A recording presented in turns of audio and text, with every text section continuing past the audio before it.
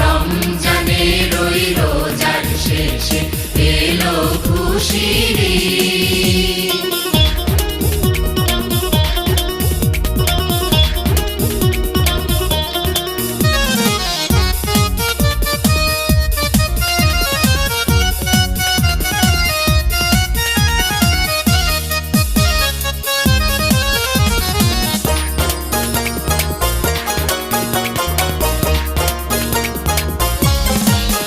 তোর সোনা দানা বালা খানা সব রহে লিল্লাহ।